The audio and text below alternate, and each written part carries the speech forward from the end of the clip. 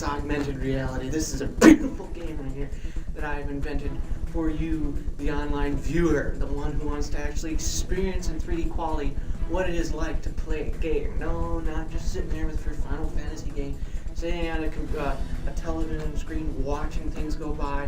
No, this is actually full-on excitement. You actually get to use your muscles. You get to have a lot of fun. Yes.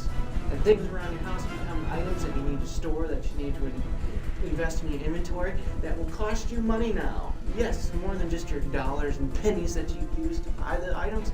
Now you have to use Gil, a system of money in this particular game.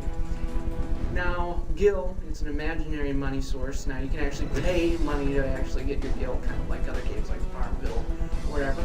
Or you can simply do tasks. You can fight enemies and win Gil that way. Not as much Gil as if you put up money up front. It's an all-out interactive game system. It uses goggles and a pack in the back. Looks at the environment around you, in front of you, behind you. Whoa, so great. The first clip that I'm going to show you right now uses a little bit of a simplified model of this particular augmented realities. You've seen there are boxes all over the place indicating particular items that you can buy.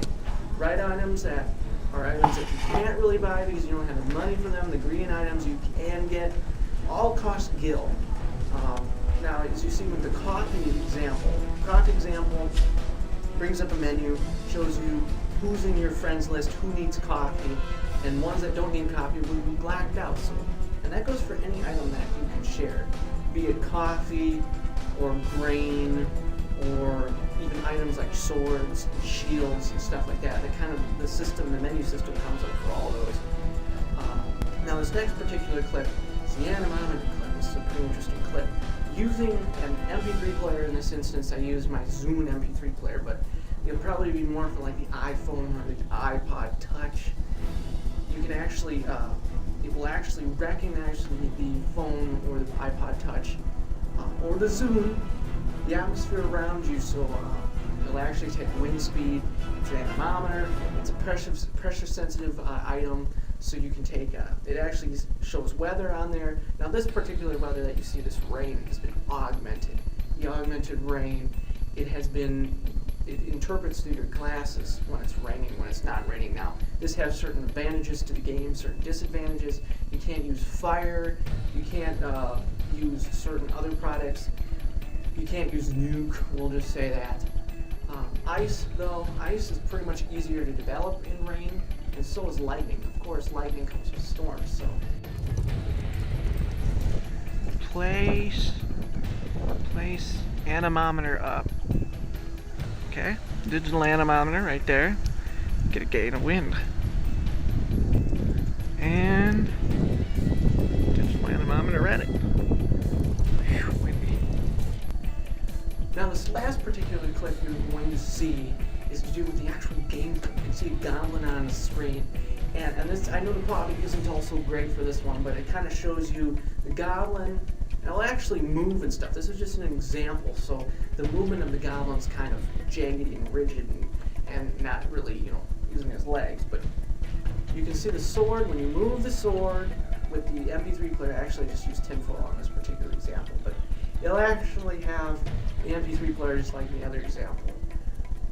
The movement of the sword will follow that phone, that iPod Touch, whatever it may be, that has that sensor attachment to it. You'll be able to pick it up and display that sword when it is on the screen. Not when it's off the screen. It won't display when it's off the screen, but it's when it's on the screen to display. And you can see damage amounts, the screen changes color, damage on the thing you're fighting, it changes color. Now, this can be multiple people too. You can have a person right here, person right here, person over there. You can have 5, 6, as many you want to a party. This isn't like Final Fantasy where you're stuck with so many.